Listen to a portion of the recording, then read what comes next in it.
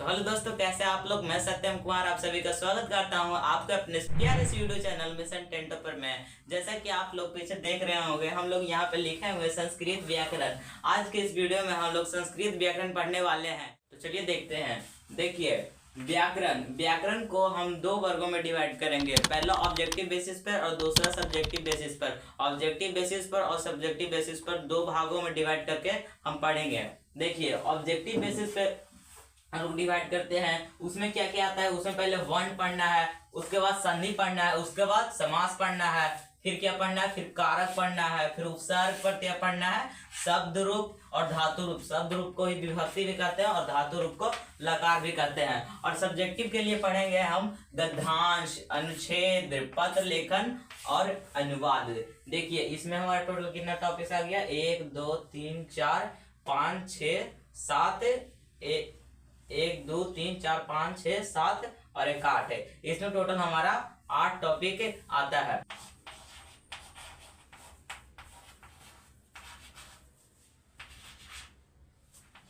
तो देखिए, इसमें हमारा टोटल 8 टॉपिक्स आ गया। वर्ण, संधि, समास, कारक, उपसर्ग, प्रत्यय, शब्द रूप और धातु रूप। इसमें टोटल हमारा 8 टॉपिक्स आ गया। और इसमें कितने टॉपिक्स आ गए, 1 2 3 गद्यांश, अनुच्छेद, पत्र लेखन और अनुवाद। इसमें हमारा टोटल टॉपिक्स कितना आ गया,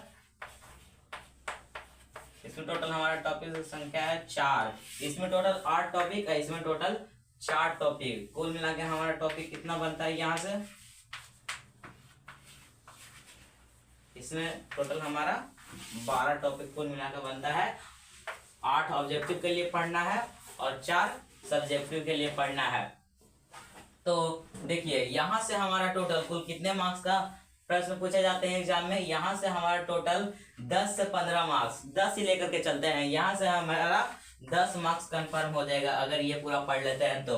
और यहाँ से हमारा मार्क्स कितना आ जाएगा, यहाँ से हमारा लगभग 34 35 लेकर चलते हैं। यहाँ से हमारा 35 मार्क्स आ गया। ये दोनों को मिला दिया, कितना टोटल मार्क्स कितना आ गया,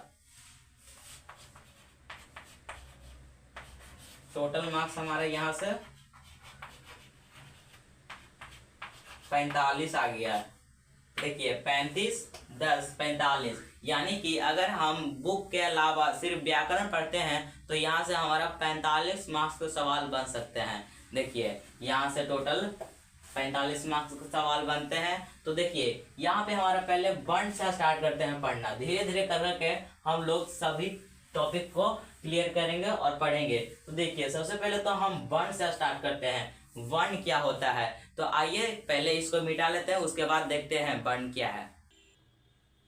तो चलिए, अब हम लोग वर्ण के बारे में जानते हैं। हमारा टॉपिक है वर्ण। वर्ण क्या है, तो आप लोगों को पता होगा कि वर्ण क्या है। आप लोग बचपन में पढ़े होंगे वर्ण का परिभाषा। तो वर्ण उन मूलध्वनियों को कहते हैं जिनका खंड या टुकड़ा नहीं किया जा सकता है। जैसा कि आप देख सकते हैं, यहाँ पे हम लिख कर लाए हैं जिससे कि हमारा समय बच सके। वर्ण उन मूलध्वनियों को कहते हैं जिसका खंड या टुकड़ा नहीं किया जा सकता है। मतलब जिसका खंड या टुकड़ा नहीं किया जा सकता है उसी को वर्ण कहते हैं। जैसे मैं क ख ग घ च छ ज आ ई ये सब वर्ण में आते हैं। अब हम लोग देखते हैं वर्ण, देख लिए क्या है। अब हम लोग देखेंगे वर्ण के कितने प्रकार होते हैं। तो वर्ण के 2 प्रकार होते हैं, एक स्वर वर्ण और एक व्यंजन वर्ण। तो आइए देखते हैं वर्ण के। देखिए, वर्ण के प्रकार, तो वर्ण के टोटल 2 प्रकार होते हैं। एक होता है स्वर वर्ण और दूसरा होता है व्यंजन वर्ण। स्वर्ण वर्ण किसे कहते हैं, तो स्वर्ण वर्ण जिस वर्ण का उच्चारण स्वयं हो उसे स्वर्ण वर्ण कहते हैं। जिस वर्ण का उच्चारण स्वयं हो उसे स्वर्ण वर्ण कहते हैं। और व्यंजन वर्ण किसे कहते हैं, जिस वर्ण का उच्चारण स्वर की सहायता से हो उसे व्यंजन वर्ण कहते हैं। समझ गए, स्वर्ण वर्ण किसे कहते हैं, जिस वर्ण का उच्चारण स्वयं हो उसे स्वर्ण वर्ण कहते हैं, और जिस वर्ण का उच्चारण स्वर की सहायता से हो उसे व्यंजन वर्ण कहते हैं। देखिए, स्वर्ण वर्ण का एग्जांपल जैसे में देखेंगे। स्वर्ण वर्ण जैसे में कहिएगा कि भैया जैसे में, तो स्वर्ण वर्ण जैसे में आ जाएगा आ ह्रस्वी, दीर्घ, ये सब इत्यादि। ये सब क्या है, ये सब स्वर्ण वर्ण के एग्जाम्पल हैं, देख सकते हैं। आ ई। जैसे मतलब ये है कि जिस वर्ण का उच्चारण स्वयं की सहायता से हो। जैसे में अगर हम बोलते हैं आ ई, तो इसमें सिर्फ अ, इसके अलावा सेकंड में और कोई दूसरा वर्ण नहीं ना आ रहा है, सिर्फ अ, मतलब इसका उच्चारण सिर्फ स्वयं की सहायता से हो रहा है, उसे स्वर्ण वर्ण करते हैं। और व्यंजन वर्ण के एग्जाम्पल देखते हैं। व्यंजन वर्ण के एग्जाम्पल में हमारा क्या आ गया, देखिए यहाँ पे एक गलत एग्जाम्पल लिखा हुआ है। व्यंजन वर्ण के एग्जाम्पल में क्या आ जाएगा, जैसे हमारा क, ख, ग, च, प, त, ये सब हमारा क्या आ गया, ये सब हमारा व्यंजन वर्ण के देखिए व्यंजन वर्ण के एग्जाम्पल में ये सारा हमारा एग्जाम्पल आ गया व्यंजन वर्ण के एग्जाम्पल।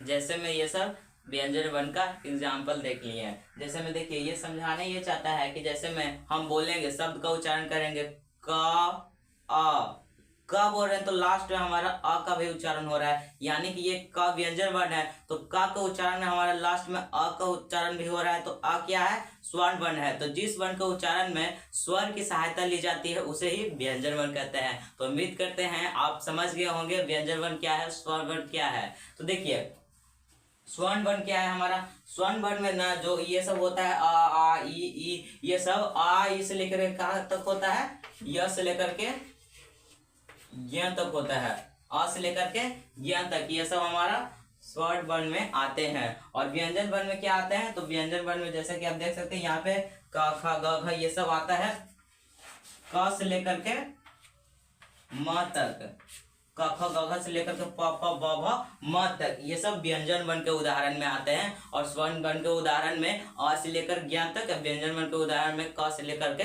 म तक, ये सब देख लिए हम लोग। अब हम लोग देखेंगे, क्या देखेंगे कि स्वर्ण वर्ण देख लिए, तो अब देखेंगे कि स्वर्ण वर्ण के कितने प्रकार होते हैं और व्यंजन वर्ण के कितने प्रकार होते हैं। अब स्वर्ण वर्ण और व्यंजन वर्ण के प्रकार के बारे में देखने वाले हैं। तो आइए इसको पहले मिटा लेते हैं और हम जो पढ़ने वाले हैं स्वर्ण वर्ण के प्रकार उसको लिख लेते हैं।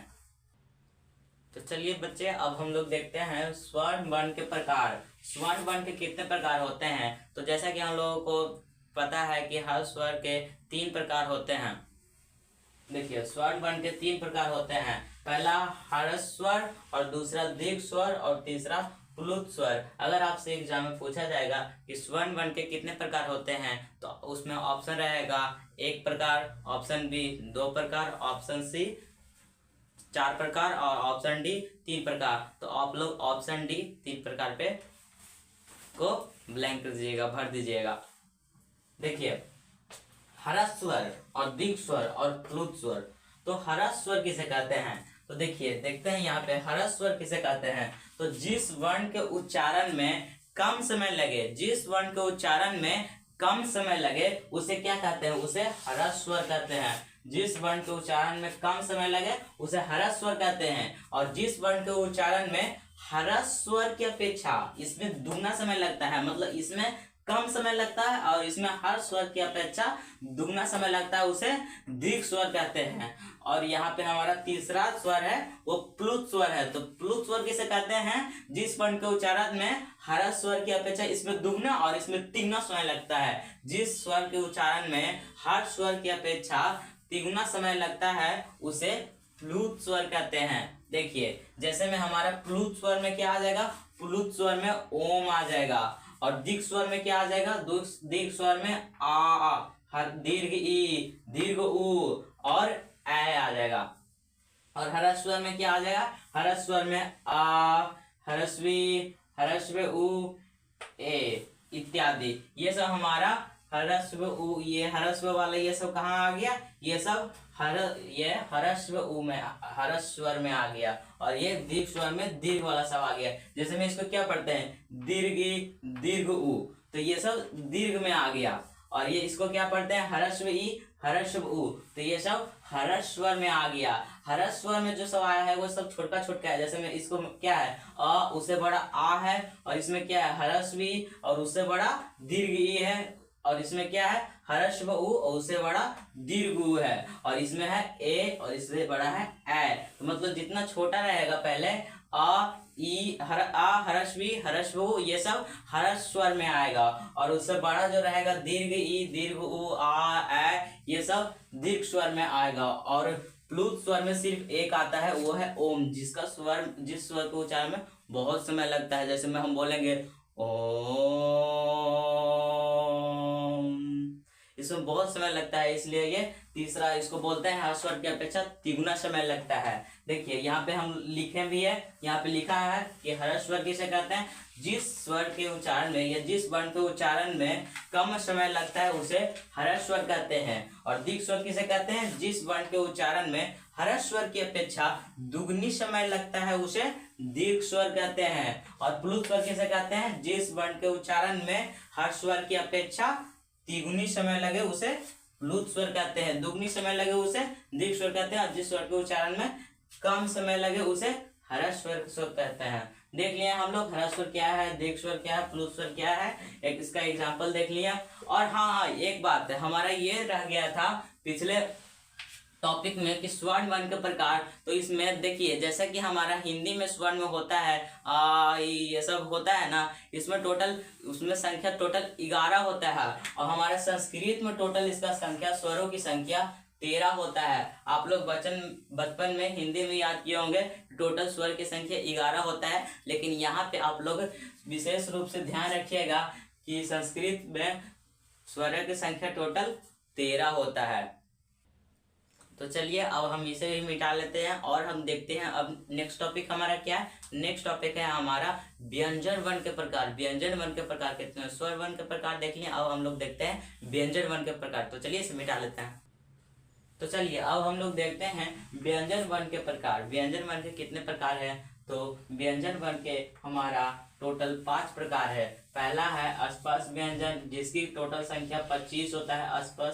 स्पर्श व्यंजन जिसकी टोटल संख्या 25 होता है। आपसे एग्जाम में पूछा जाएगा स्पर्श व्यंजन की टोटल संख्या कितनी होती है, तो लिखिएगा 25 पे क्लिक कर दीजिएगा आंसर। और दूसरा हमारा अंतःस्थ व्यंजन। अंतःस्थ व्यंजन के अंतर्गत क्या आता है, अंतःस्थ व्यंजन में आता है य, र, ल और व।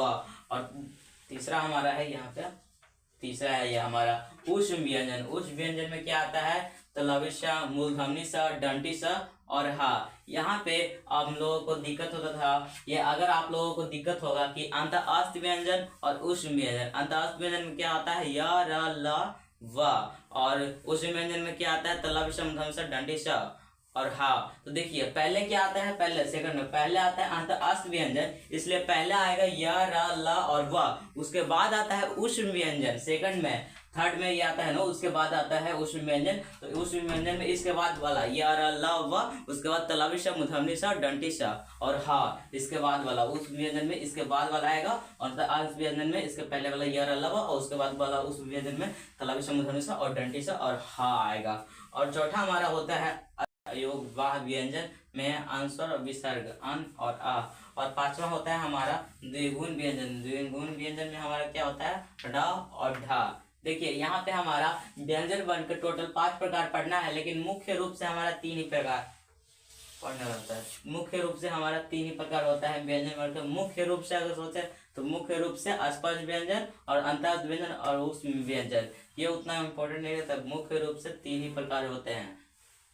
देखिए और यहाँ पे हम देख सकते हैं कि ऊष्म व्यंजन में ऐसे भी समझ सकते हैं। देखिए जैसे में ऊष्म व्यंजन में क्या आता है तलवी श, मूर्धन्य स, दंडी स, ह। इसके उच्चारण में क्या आता है, हमारा मुंह से वायु निकलता है। देखिए तलवी श, मूर्धन्य स, दंडी स, ह, इसमें हमारा वायु निकल रहा है मुंह से, तो वो हमारा ऊष्म व्यंजन में आ जाएगा। और अंतःस्थ व्यंजन में क्या आ जाएगा, वही हमारा य, र, ल, व, वो अंतःस्थ व्यंजन में आ जाएगा।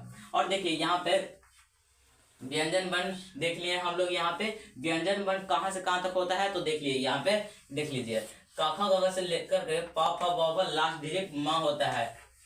यानी कि क से लेकर के म तक जितना भी हमारा ये अक्षर क्या है हमारा वर्ण है, वो सब व्यंजन वर्ण कहलाता है। क, ख, ग से लेकर के म तक। और यहाँ पे हम एक छोटा सर इसे स्पर्श व्यंजन कहते हैं। देखिए क, ख, ग से लेकर के प, फ, ब, म तक इसे क्या कहते हैं, हम स्पर्श व्यंजन कहते हैं। देखिए और हमारा एक छोटा सा टॉपिक और बचा हुआ है, संयुक्त व्यंजन या संयुक्ताक्षर व्यंजन।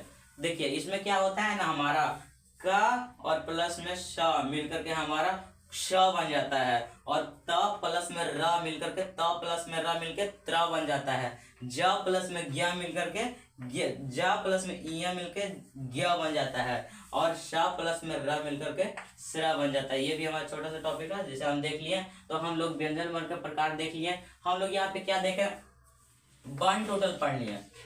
कुल मिला के हम यहाँ पे वन टोटल पढ़ लिए, जो कि हमारा टॉपिक 1 था। टॉपिक 1 हमारा था क्या, वर्ण, जिसे हम लोग पूरा पढ़ चुके हैं अच्छे तरीके से। उम्मीद करते होंगे आपको वर्ण पूरा समझ में आ गया होगा। और नेक्स्ट वीडियो हम लोग क्या देखेंगे, नेक्स्ट वीडियो में वर्ण के बाद हम लोग नेक्स्ट जो हमारा था संधि, उपसर्ग, प्रत्यय, इन्हीं में से कुछ स्टार्ट करेंगे वर्ण के बाद। तो आज के इस क्लास को हम लोग यहीं पे एंड करते हैं। मिलते हैं किसी और वीडियो में, तब तक के लिए जय हिंद जय भारत।